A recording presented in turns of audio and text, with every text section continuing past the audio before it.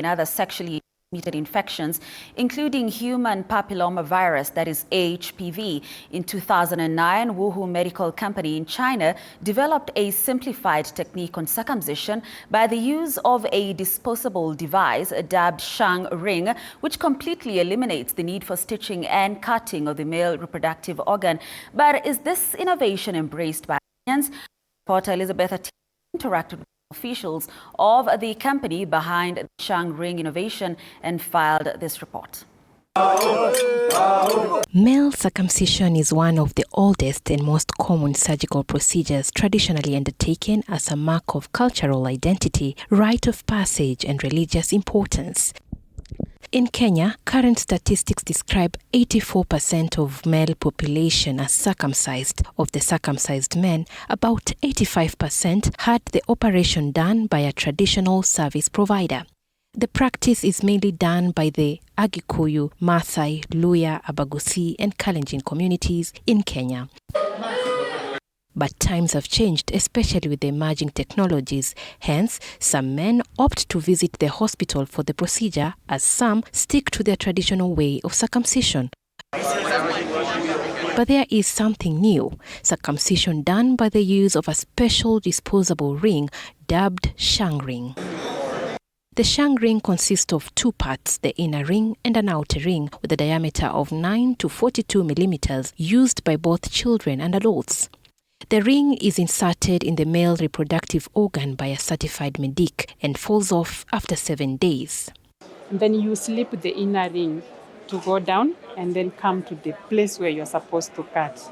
Yeah, and then you clip now with the outer ring. So then we slit one side, we cut the foreskin completely.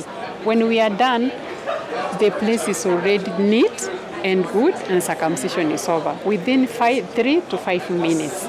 This type of circumcision is said to be safer compared to the conventional way of circumcision, considering no blood is lost, as it does not involve cutting and stitching.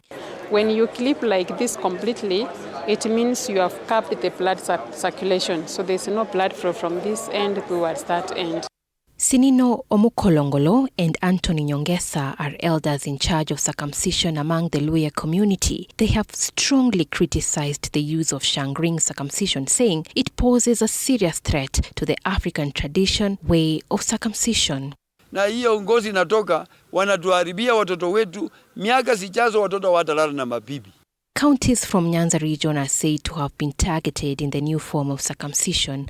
Mixed reactions were elicited when we engaged some youth to get their views on this mode of circumcision. We prefer the real circumcision, where you go, they cut the foreskin, then after that, whatever the pain, as a man, you have to undergo the pain. Hiyo mambo ya kutairia wasio Chinese, mimi napenda. Sababu haita kuwa na uchungu kama hizi zetu za kawaida. Hizi mtu ameingia kwa amekatwa na ile kisu imekuwa na ni mbaya, sasa inapata mtu wengine wanapoteza maisha. Umezaliwa tumepata, sisi tulikuwa tunatairiwa na upanga au kisu. Sasa mimi ina support ya kwamba hiyo the way tulikuwa tunatumia tuendelee kutumia hivyo. But so far, surely after research it was done in Nyanza, more people have been circumcised, and we had the tender and we even managed to go with the KEMSA. Male circumcision is said to reduce cases of HIV and AIDS by 65%, considering that circumcision removes tissues in the foreskin that is particularly vulnerable to the virus. It further reduces the risk of acquiring human papillomavirus HPV linked to the cervical cancer by 24 to 37%. They used to use those knives even when we say that the HIV is gotten rid of, it's because they used the same knife. You think this is a child has no HIV, but the mother was positive. Na wazungu wakileta hiyo vitu hapa, nitawapepea hii fimbo wataruka. Waende wasimame waje watuulize sisi ni nani. Na tunafanya utamaduni kwa njia gani? The only question that lingers now is the Shang ring circumcision the way to go, or should we just stick to the traditional way of circumcision? You be the judge. Elizabeth Atieno, TV47, Nairobi.